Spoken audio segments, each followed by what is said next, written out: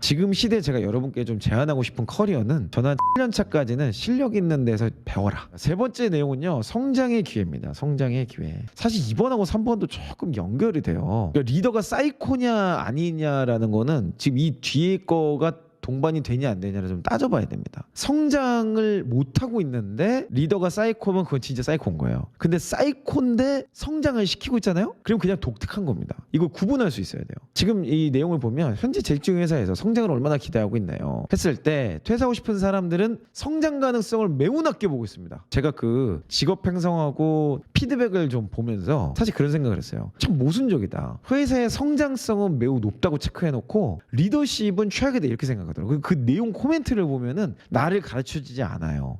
그리고 말을 맨날 바꿔요. 그리고 뭐 책임져주지 않아요. 이제 뭐 이런 것도 이제 있을 수 있는데 성장하는 기업은 그런 일이 계속 있습니다. 그럴 수밖에 없습니다. 그리고 상황이 계속 바뀌기 때문에 상사는 말을 바꾼다는 걸 디폴트 값으로 놓고 있어야 돼요. 근데 변화가 별로 없는 회사에서 변화가 별로 없어 하기라니 그냥 하면 되는 회사 있잖아요. 그런 상황에서 말을 바꿔 이거는 문제가 있는 거죠. 근데 회사가 뭔가 계속 막 꿈틀꿈틀하고 바꾸려고 그러고 새로운 시도를 하려고 하다 보면은 그 과정에서 말이 바뀌는 게 아니라 상황이 바뀌는 거예요. 그 두 가지를 우리는 좀 구분해서 볼 필요가 있습니다. 근데 그런 회사들의 특징이 바로 성장 가능성이 높다는 거예요. 성장 가능성이라고 하면 좀 말이 안 맞고 성장성이죠. 그냥 성장성. 지금 성장하고 있는 회사라면 아마도 대부분은 말을 바꾸거나 변화가 일어나거나 일하는 방식이나 절차나 이런 게 계속 바뀔 거예요. 그냥 그걸 디폴트 값으로 놔야 돼. 그러면 중요한 건 우리에게 지금 주어지는 질문은 뭐냐면 내가 퇴사를 할 거냐 말 거냐 할 때 아까 제가 초반에 말씀드렸던 회사가 지금 성장하고 있냐 성장을 위해 몸부림치고 있냐 딱 두 가지를 먼저 보셔야 된다. 그 리더가 하는 말이 이 성장과 연결되어 있냐 아니면 성장과는 전혀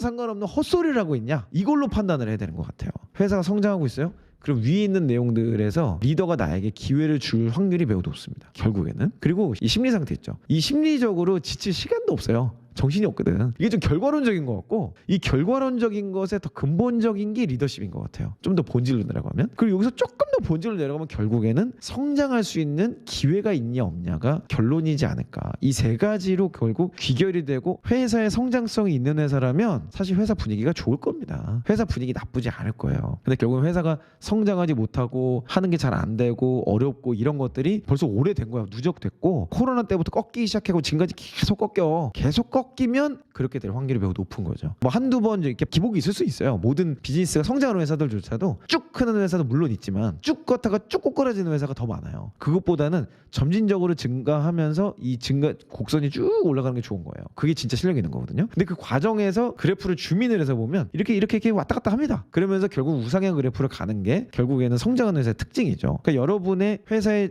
재무지표나 매출지표 같은 것도 좀 쭉 보시는 게 좋아요. 그런 것들 봤을 때 잠깐 이게 이렇게 왔다 갔다 하는 거냐 아니면 이게 지속적인 하락세에 들어온 거냐를 가지고 이거를 평가하실 필요가 있는 거죠. 스타트업 같은 경우가 지금 되게 위험하다고 그랬죠. 매출이 얼마 안 되는 데들 투자를 심지어 받아도 저는 위험할 수 있다고 봅니다. 투자를 뭐 많이 받는 시리즈 뭐 D 정도 갔다 뭐 그 정도면 뭐 괜찮겠지만은 이제 시리즈 A 투자를 막 받는 정도 그 정도라면 사실 좀 더 지켜봐야 되지 않을까. 거기서 필살기를 빨리 만들고 저는 좀 더 안정적인 단계로 넘어가는 게 맞지 않나 생각이 드네요. 게임 업계에 다니고 있습니다. 성장할 수 있는 프로젝트 벌 수 있어. 성장시켜줄 수 있는 리더 어디로 가는 게 효율적인가요? 댓글 달아주셨는데 너무 좋은 질문입니다. 연차에 따라 저는 저거 좀 다를 거라고 봐요. 만약에 저연차라고 한다면 저는 무조건 성장을 시켜줄 수 있는 상사로 가야 된다고 봅니다. 여기서 연차의 기준은 한 5년차. 지금 4년차시군요. 4년차면은 저는 성장시켜줄 수 있는 리더가 맞다고 봅니다. 아직 연글기에 좀 일러요. 제 생각에는 진짜 내가 주체적으로 뭔가 의지와 전략을 개발할 수 있는 연차가 저를 그냥 돌아봤을 때 저는 진짜 스타트업 다닌 것처럼 일했거든요. 그럼에도 불구하고 한 7년차 정도 되니까 뭔가 좀 보이더라고요. 그래서 7년차에서 10년차까지가 진짜 중요합니다. 이 기간에 숙달을 더 하는 게 아니고 7에서 10년차의 컨셉추얼 스킬을 배우면요 10년차 이상의 내 커리어 그냥 거기서 결정이 나는 것 같아요. 저를 그냥 돌아보면 그래요. 그래서 7년차까지는 나의 전문적인 영역이 어디냐라는 거를 이제 확보하는 게 중요한 것 같거든요. 그것만 되면은 이직도 쉽고 이동도 쉬워요.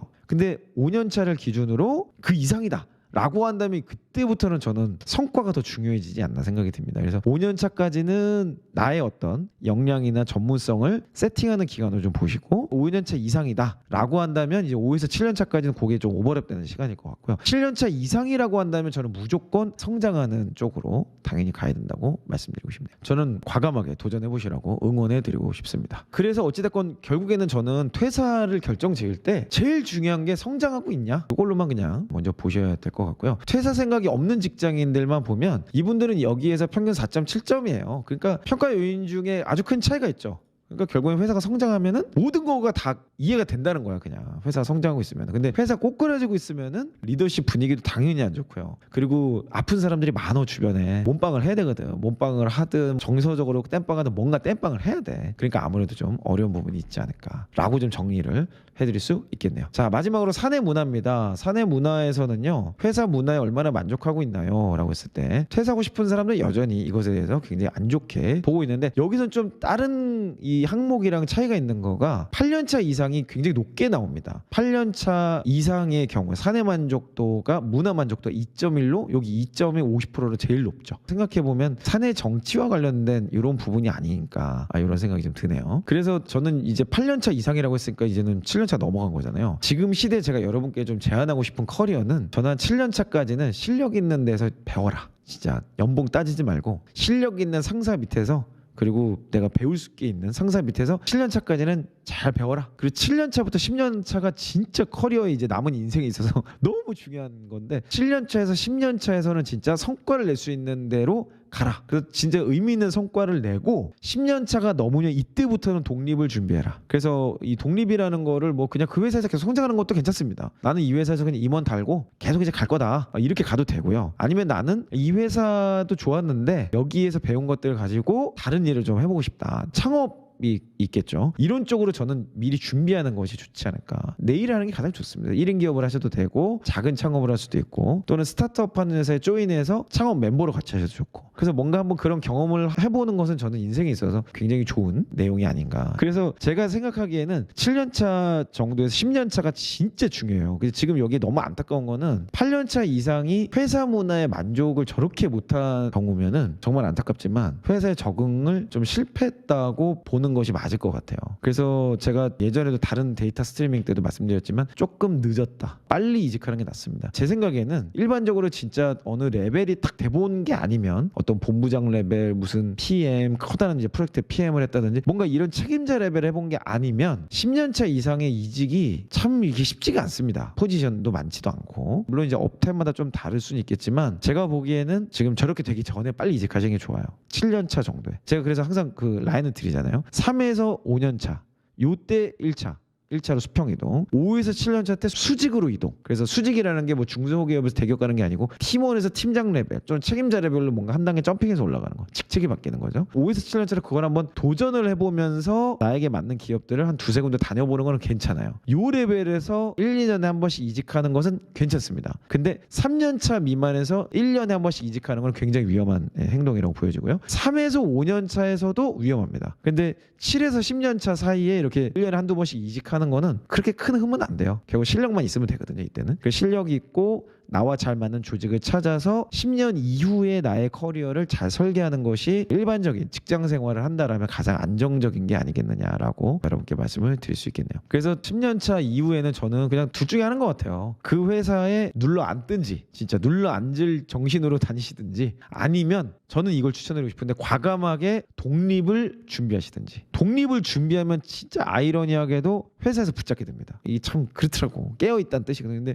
눌러 앉으려고 마음을 먹으면 보통 사내 정치로 귀결되더라고요. 참 이걸 어떻게 생각해야 될지 모르겠는데 결국에 실력 있는 사람은 나갑니다. 나가게 되어 있어요. 아니면 진짜 뭐 본인이 CEO처럼 일을 할 수 있든지, 정말 뭐 회사에 일하는 시스템이나 권한이나 이런 게 진짜 내가 주도적으로 일했을 환경이 되면 상관없어요. 굳이 퇴사할 필요는 없어요. 근데 그게 아니라고 한다면, 여러 가지가 안 맞고 뭔가 좀 방향성이나 내가 해보고 싶은 게 정말 있다거나 이런 회사라고 한다면 독립을 할 수 있을 정도로 뭔가 준비를 해놓는 것이 좋다라고 말씀드리고 싶네요. 뭐 딴 주머니를 차라, 뭔가 다른 걸 준비해, 이런 얘기를 하는 게 아니고 진짜 나의 전문성에 딱 레벨을 딱 찍으면은 보통은 밖에 나가도 잘 됩니다. 근데 내가 이제 실력이 안 되면은 밖에 나가면 이제 더 힘든 세상을 경험할 수 있는 거라고 볼 수 있죠.